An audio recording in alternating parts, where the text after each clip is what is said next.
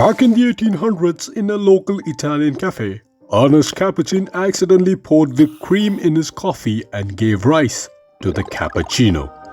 Later on in 1995, George Howell created what is known today as the Frappuccino.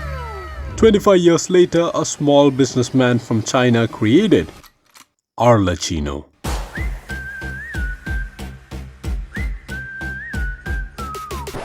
But it's Arlecchino, not Arlecchino.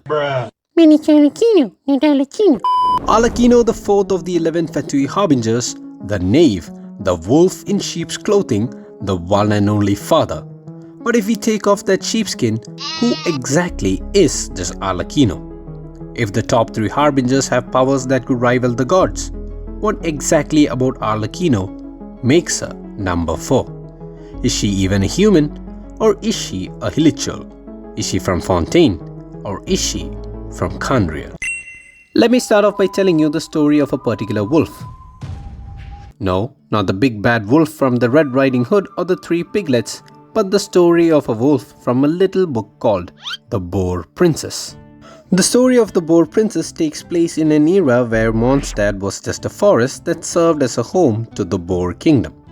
The Boar Kingdom was ruled by the Boar King, who had a beautiful daughter called the Boar Princess. Now, according to everybody else in the Boar Kingdom, the Boar Princess was the most kind and polite creature to have ever existed. Now, to the north of this Boar forest was a frozen tundra which was untouched by the Animo Archon Barbatos. No creature, not even the brave Boar King, would dare adventure into the cold. Nope. But in that particular place lived a single lone wolf pup. The blue-eyed, cheerful wolf pup who would often come to the forest to hunt once came across an evil squirrel sorcerer named Wubaqua. Wubaqua, who despised everything cheerful and happy, curses the wolf pup to become woeful and filled with hatred as he freezes the poor pup's heart. Because of the pup's change in behavior, he loses all those who are dear to him and moves to the frozen tundra and stays there. Upon hearing this, the Boar Princess decides to find and save the pup and asks for the help of a wise fox and Grandpa Turtle, who say that only fire and sincerity can now melt the pup's ice-cold heart. So the 3 of them set off to the north in search of the pup and ultimately get stranded among the snowstorm. Later on, they get guided by a particular Seelie to the pup's location in exchange for feeding off of their energy. However, when they finally found the wolf pup, it was all covered in ice. Now, before their journey had initially taken off, the Grandpa Turtle had told the Boar Princess that friendship demands sacrifice and that no friendship comes without sacrifices. And so the Boar Princess sacrificed the fox and turned the turtle into turtle soup to feed the wolf pup and melt his heart and undo the curse. What an absolutely horrifying ending to such a nice story about friendship. Now, the story is important because it might represent 2 of our favorite harbingers, the Boar Princess representing Columbina and the wolf pup representing Arlecchino. For starters, both Child and the Wanderer refer to Arlecchino as a wolf in sheep's clothing. The wolf pup in the Boar Princess is also said to have had slick grey fur, which is also the color of Arlecchino's hair. The wolf pup is also referred to as a male, and if you remember, up to version 2.8, Arlecchino had also been a male character, where he was referred to as Lord Arlecchino instead of the current Lady Arlecchino. Another interesting detail is that in volume 2 of the Boar Princess, there is a note written by Lily, a Mondstadt NPC who owned the entire Boar Princess series. Dada, why does the wolf have paws that don't freeze in the cold? Arlecchino's paws or hands are admittedly the most intriguing detail about her. After meeting Caterpillar in the Unfinished Comedy World Quest series and seeing that his hands resemble Arlecchino's, the question was raised whether Arlecchino is also a hilichurl, just like Caterpillar. Now, the most interesting detail is that the Boar Princess story comes to an end after 7 volumes. But there is another 8th volume for the Boar Princess, which interestingly can only be found in this particular shop during the very same world quest where we meet Caterpillar. And suspiciously enough, the book is sold out, meaning we will never know what happens to the pup later or what was meant to be told in the 8th volume of this already completed tale? I wonder why. The Boar Princess could represent Columbina, judging by how the Boar Princess, who was deemed to be the most kind and polite, also didn't hesitate to sacrifice her family members to save the pup. This resembles Wanderer's description about Columbina, who may appear like a sweet damsel, but is implied to be extremely dangerous. Now, according to the Commedia dell'arte, Arlecchino and Columbina are also said to be lovers and share a bond similar to the Boar Princess and the wolf pup. And also Arlecchino's brooch, which we see here, resembles a wind-wheeled aster. And as you know, the story of the Boar Princess takes place in a forest in Mondstadt.